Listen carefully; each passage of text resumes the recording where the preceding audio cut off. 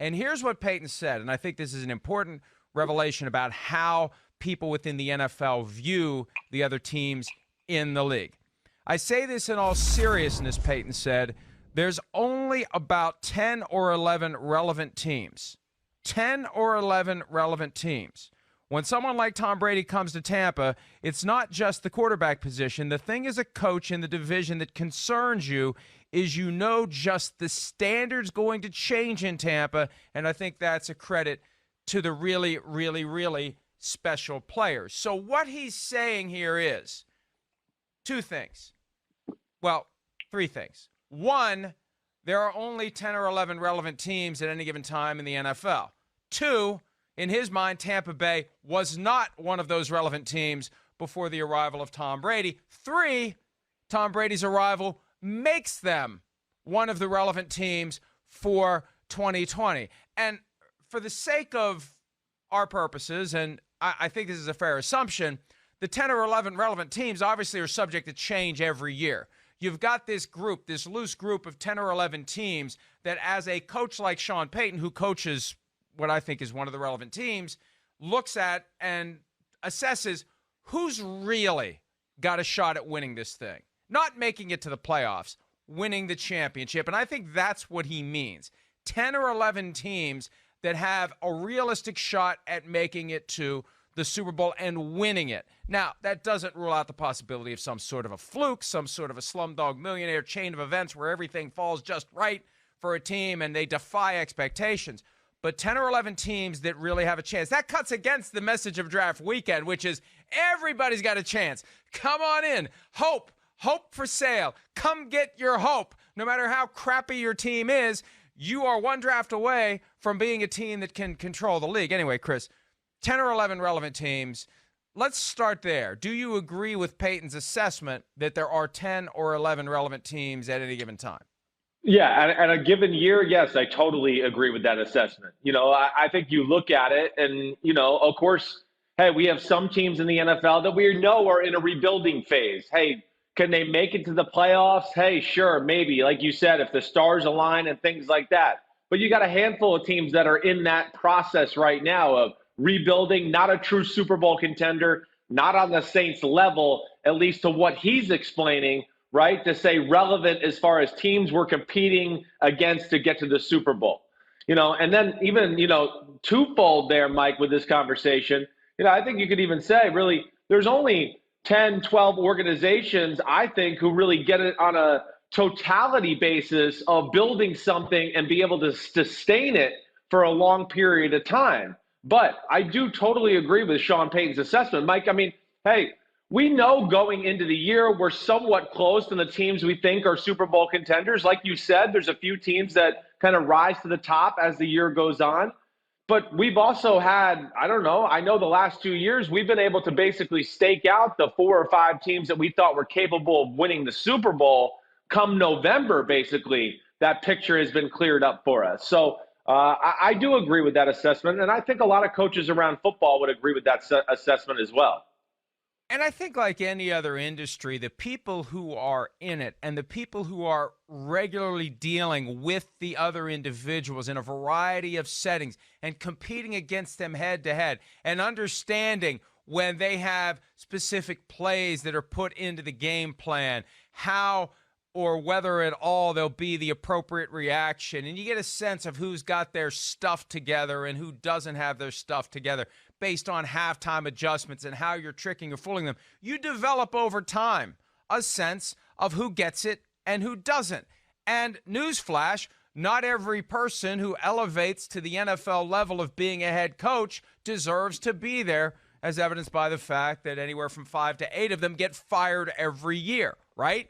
So through time, Chris, guys like Sean Payton, like any other industry, whatever your industry is, doctor, lawyer, teacher, anything and everything, any workplace you're in, you know the people who are ass kickers, who are going to do whatever has to be done to get the job done right, and who you can rely upon whenever something must be taken care of.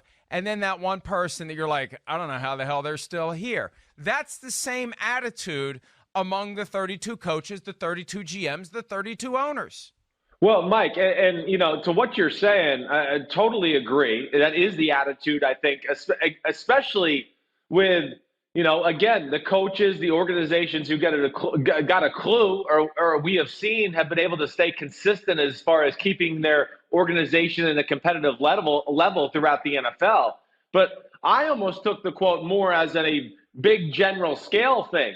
Yes, there's 10 or 11 teams in a relevant year. Yes, before the year, we can kind of pin 5 or 6 of them for sure. Then there's going to be 4 or 5 wild card teams that pop out of nowhere and we go, wow, they're better than we expected, like the Tennessee Titans for last year. They make the Ryan Tannehill switch. All of a sudden, the stars aligned. Their team got healthy, and they started kicking butt.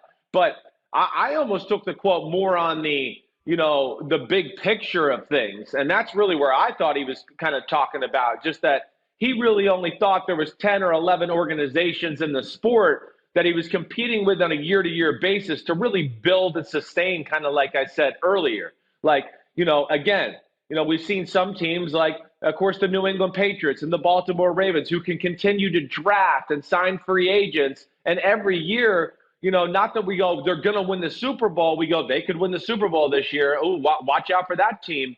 And that's kind of how I took that comment as well, to him basically saying he doesn't think everybody really knows how to build in the NFL the way he does or some of the other elite teams.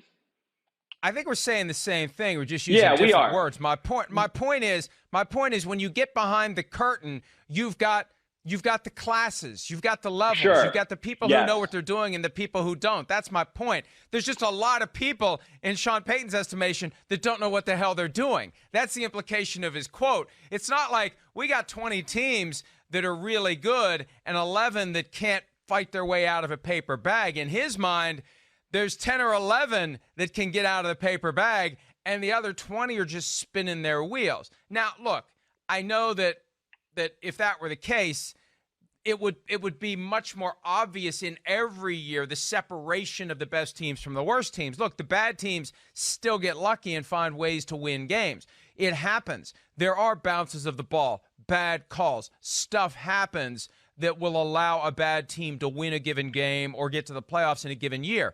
But how often, truly, do you see that team that somehow finagles a seat at the table actually run the table that doesn't belong at the table? The teams that we have seen that have gotten in late in the playoffs with one of the last spots have a great quarterback, and that great quarterback catches fire in the playoffs and carries them to the top of the mountain. And if you have a great quarterback, you're more likely to be one of the relevant teams. So we're going to be talking about this throughout the course of the day, not for the full 2 hours, but we're going to come back to it. We're going to get some of your input via Twitter. Well, Mike, I was just going to say too, what you're trying to say. You're right. It's not going to be year to year. Let's just take the Jacksonville Jaguars from a few years ago, right? They had lots of years of not being good, lots of high draft picks. You get lots of money in free agency finally, and then you hit it. And all of a sudden you go, whoa, where did this team come from, right? So there could be one of those 10 or 11 relevant teams for that year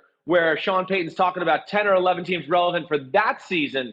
But when we talk about the big picture of the NFL, I don't know if we can put them in those 10 or 11 organizations that we feel confident right now about building a sustainable winner throughout the NFL. And that's what I'm trying to I know. That's what I mean. I'm just saying, but you're right. I'm to your point trying to say every now and then we're going to have a team that's not one of those organizations, but because of free agency and their money to spend, and they hit it right in the draft because they've been drafting so high, that they're going to rise into that seasonal top 10 from time to time. Right.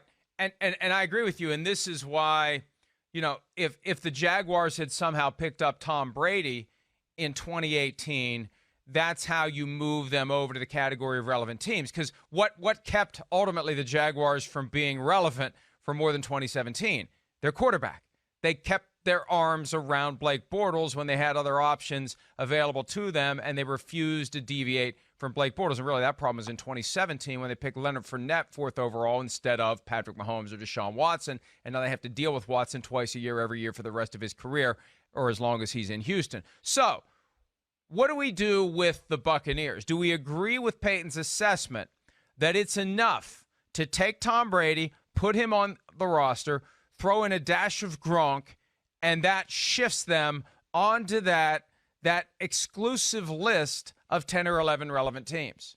I don't think there's any doubt about it. He was like the final polish that team needed. I think we all saw like, oh, maybe they could be one of those teams we were talking about, right? That kind of catch fire and find a way. Whoa, we're talented, and we found a way to win a few close games, and all of a sudden it really, worked out. But with Tom Brady, that's the guy where, yes, his ability to execute in clutch moments, his ability to be one step ahead of the defense, of course, the confidence he's going to instill in the organization, the players in the locker room, like we've talked about so many times. When a guy like Tom Brady walks through the locker room, everybody stands up tall and their chest is out because they go, damn, we got a chance to win this week because that guy's our quarterback. So I certainly think that Tampa Bay, and of course with some of their aggressive moves they've made, like you said, Gronk and other areas, that has made them one of the 10 or 11 relevant teams this year. Yes, one of those teams that we go, yes, relevant. And when we mean relevant, they have a chance to win the Super Bowl, go to the Super Bowl and win the Super Bowl. And I think they're in that class right now. And I think, based upon the way we were bouncing it around last night, even within that class of 10 or 11, there's a subclass. There's the 5 or 6 that are undisputed, right? Year to year, these teams get it. These teams are in the running. Chiefs, Patriots, Ravens, Seahawks, Eagles right now. I guess I would throw in that category. And then who else am I missing? The Steelers. I think they're probably one of those teams that deserves to be in that conversation along with the Saints. So that was 7 right there, I believe. Well, and you know what? You mentioned 7 teams and you left out your buddies 49ers. Are you saying Kyle Shanahan's not relevant? Well, no, they are relevant. They are relevant. I'm not saying I'm going to put them in the class of those teams right yet where they've been able to sustain consistent credibility in the NFL for a long period of time here. Those teams we just mentioned have been in the playoff conversation, the number 1, number 2 seed, the Super Bowl conversation for like 7 or 8 years running for the most part. The 49ers, I think, are one of those teams that, yes, is definitely one of the 10 relevant teams right now in the NFL. For me to put them in the class of those organizations, of course, I believe they're going to be. Yes, Kyle Shanahan's my friend, and I'm friends with John Lynch, so I have belief in them. I'm just trying to give those other ones respect at the fact that they've been doing it for a long time, and the 49ers have kind of just jumped up on the scene here recently. We're going to revisit this later, as already mentioned. It's a good talk. But some would say that the Saints are borderline, even though Sean Payton is the one who is setting this standard, because in the 3 years before this 3-year stretch where they have been on the porch banging on the door and been abruptly thrown off in heartbreaking fashion against the Vikings, against the Rams, against the Vikings again, they had 3 straight years of not very good, to the point where Drew Brees told us back in January when we were at the Super Bowl in Miami, he entered the 2017 season thinking, if this continues the way it's been the last 3 years, I'm done. I'm not coming back. 2017 is my last year in football. So I still think the Saints are relevant, and I think there are reasons unrelated to Sean Payton, Drew Brees, et cetera, that caused them to be bad for those years, specifically the Bountygate witch hunt from 2012 that turned the team upside down and ripped Sean Payton away from it for a full year. That kept that team from – I mean, think about it. If any of these relevant teams, you take the head coach away for an entire year, it's going to take a while to recover from that. So I'll put the Saints in there. We've identified 7. I think we can agree on that. Chiefs, Patriots, Ravens, Seahawks, Eagles, Steelers, Saints. We will revisit this coming up at the top of the next hour, and we will have a much more delicate conversation about the other 5 or 4 or 3 that join those 7. Everyone is trying to win the Super Bowl, or at least so they say. Sean Payton has pegged the relevant teams, the organizations that have a realistic shot each and every year, at 10 or 11. We talked about that last hour. Payton made those comments this weekend as part of NFL.com's Draftathon. And we've spent time agreeing with the premise that there are 10 or 11 truly relevant teams. That doesn't mean the others have no chance at all It just means that there are 10 or 11 teams that you really worry about if you're in the NFL. If you're a coach, if you're a player, if you're a GM, there are 10, 11 teams you take seriously, and the others are just kind of there. Can one of them rise up? Sure. But the 10 or 11 are the ones you're concerned about. And we identified, Chris, last hour, 7 or 8 that we will concede are currently relevant. I think it's 7 for now. We got to come up with the last 3 or 4. We've got the Chiefs, Patriots, Ravens, Seahawks, Eagles, Steelers, Saints. You and I agree that those 7 are currently among the 10 or 11 Sean Payton relevant teams. The question is, who are the other 3 or 4? That's not going to be as easy. I'm going to let you have the first stab at it. Who do you think are the next 3 or 4? Well, let's break it down. Like, here's 2, and let's talk about it. I think the Packers and Cowboys deserve to be in that list right now. You know, the Packers, of course, with Aaron Rodgers and what they've done the Packers have been relevant for basically the last 20 years straight. So I'm definitely going to put them in that class. You know, am I happy with all their moves all the time? No. But they certainly know what it takes to win and be relevant in the NFL. So the Packers I'm throwing into that conversation. And I think the Cowboys as well. You know, the Cowboys, again, even though it's not Super Bowl appearances and NFC Championship game appearances, they've been very relevant since about 2005 on a consistent basis. You know, in the playoffs, a team we say, ooh, watch out for them. They're dangerous. They're super talented. And they're, of course, in that window right now. So I think the Cowboys do deserve to be on there. The Cowboys haven't been to an NFC Championship game since 1995. How are they relevant? How are they relevant? What is it? They've been 1 seeds. They've been 2 seeds. I mean, that's how they're relevant. How many times? You know, how many times? How many times have they been the 1 seed or the 2 seed since 1995? They've been the 1 seed once. Okay, and they've been the 2 seed, what, maybe once? Okay, but a bunch of maybe twice, maybe. Years. Okay, but they've been in the playoffs a bunch of other times. They've also been very close a few times where they've just missed out. Yeah, it's not a ton. They haven't been to the NFC Championship game. Washington and Detroit are the 3 teams in the NFC that haven't been to the NFC Championship game since 1995, and we will agree that Washington and Detroit have been, and will continue to be, by all appearances, dysfunctional. Then there are the Dallas Cowboys, who haven't been there in 25 years. I don't put them on that list. All right, so you're 0-1 in your effort to expand the list beyond the 7. Who else do you have? Well, what about the Packers? Are you putting the Packers on there? I'll put the Packers on there. You're 1 for 2. Okay. Who else? So go ahead. Who else you want to talk about? Okay, so right now, I mean, other than that, you know, okay, now we get into like the 49ers. Are the 49ers The 49ers on there? certainly, 100% are on, yes. Right. You know, I without a doubt, they're going to be one of the best teams in football once again. They only improved their team in this offseason and the draft. So 100%, yes, they are one of the 10 teams that I look at as relevant.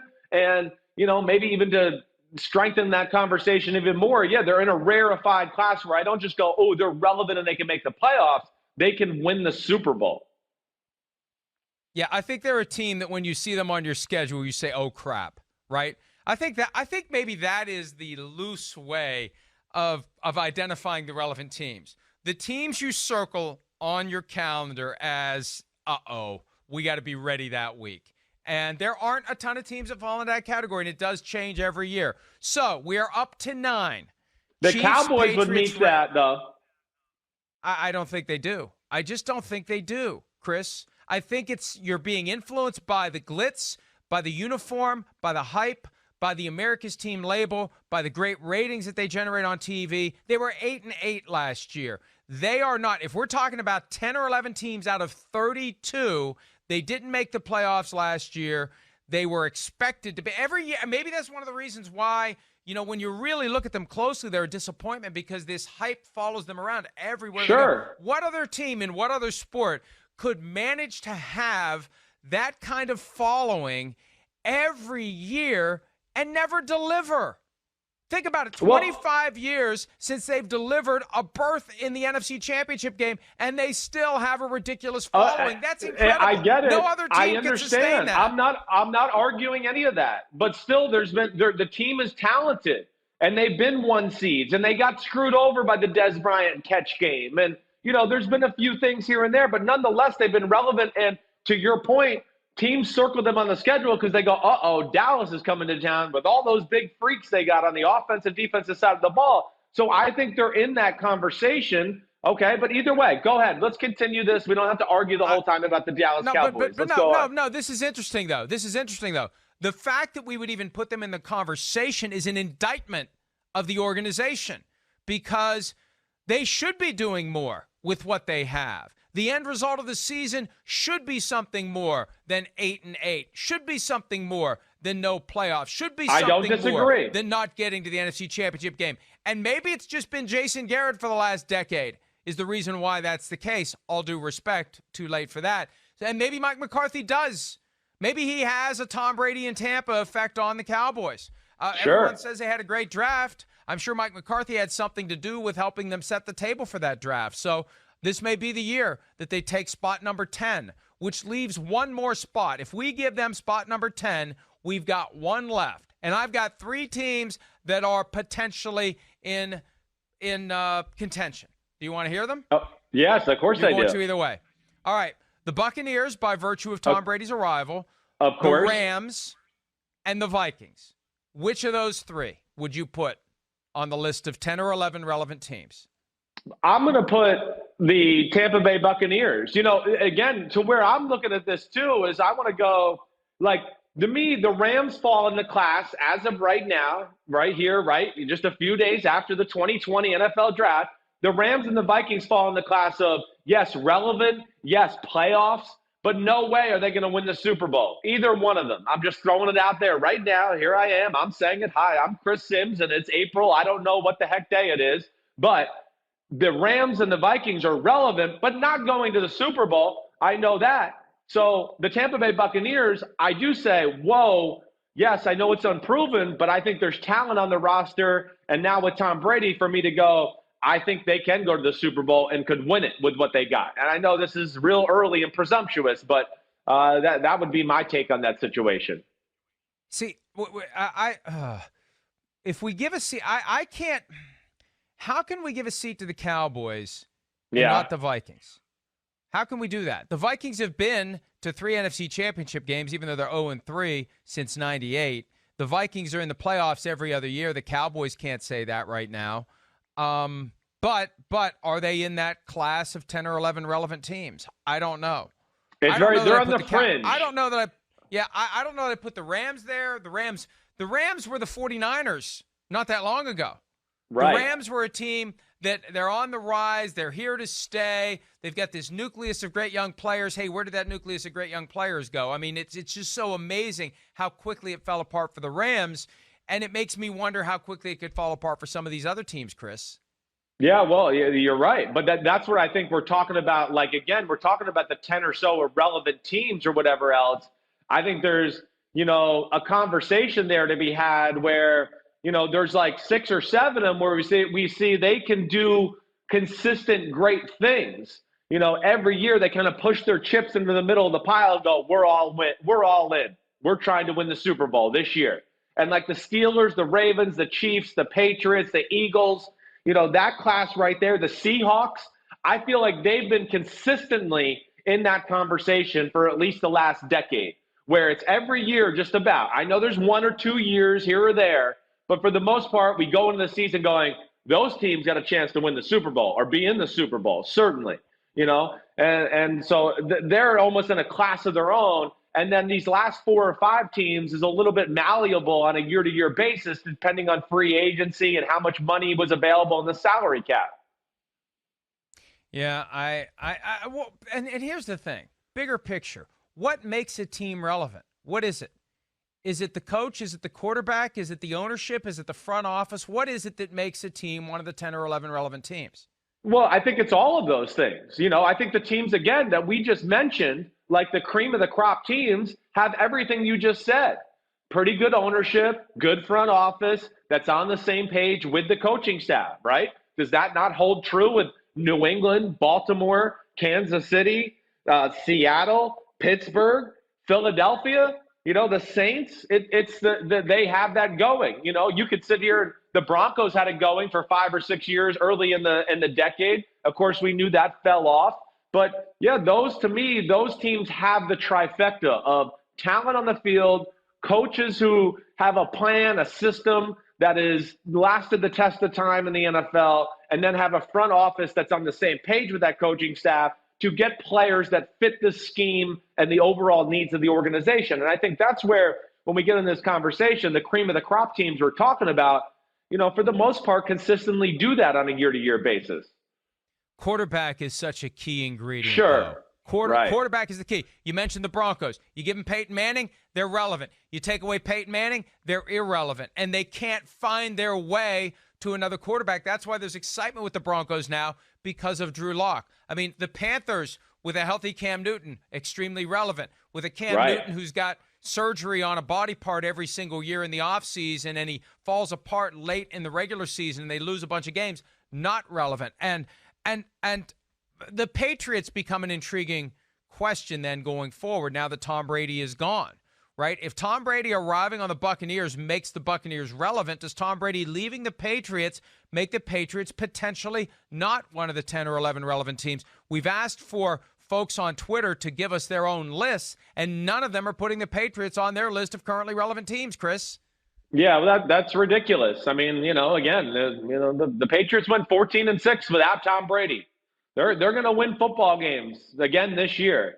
So are they in that team right now where we go, I think they can go to the Super Bowl this year? No. I think this is the first year in a long time where I probably view them no. I wouldn't be shocked. I'm not going to put anything by that organization there. They're special, but yeah, they're going into with a second-year quarterback who hasn't played in the NFL. So I'm not expecting the same results, but as that cream of the crop organizations who get it and are working on all facets, they're certainly still in that combo. I mean, they're still going to be relevant this year in this league and in the playoff conversation. I don't doubt that for one bit.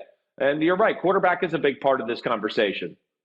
Well, there's that notion that certain teams will just find a way with whoever they have, and the Patriots have earned that benefit of the doubt over the past 20 years, that even without Tom Brady, they are going to find a way with whoever they have under center, whether it's Jared Stidham or Brian Hoyer or Cam Newton or someone else. But it's a fascinating conversation. It is. And for a variety of reasons, because this is how people inside the league actually think.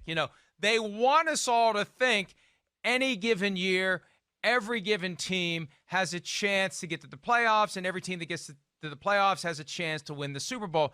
That's not how the people inside the league think. Inside the league, they have 10 or 11 teams that they consider among themselves to be the teams that really are the teams that have a chance to Mike, win it how all. about the Bills and Colts? Are those two teams that we sit here and go, they're on the fringe right now? Like, I think they're both building something. The Colts got derailed by Andrew Luck. I think we'd probably be viewing that a little differently, right now if he continued to play. But I think those are two teams that are on the fringe, at least in this combo. The Bills are on the fringe, and the Bills could take the Patriots spot, right? Potentially.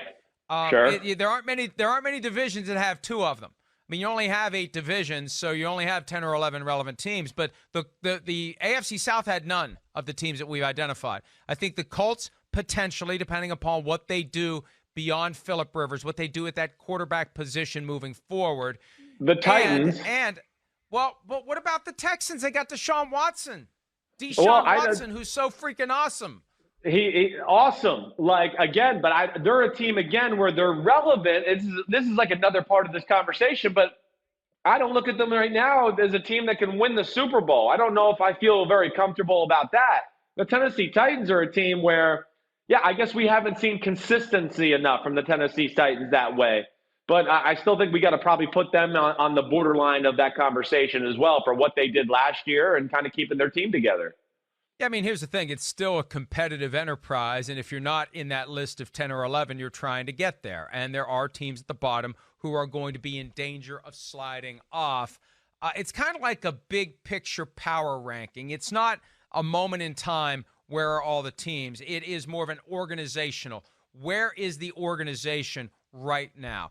10 or 11 organizations, all things considered, have that relevance, have that ability to compete at a high level. And yeah, you can crash that party, and there are some teams that can make the argument that they should be on that list. But 7 or 8, easy to identify, Chris. I think we've settled on that. After that, it gets a lot more difficult because there are worthy candidates. Hi, I'm Mike Tirico, and thanks for watching. Make sure to hit subscribe for the latest news and highlights from NBC Sports.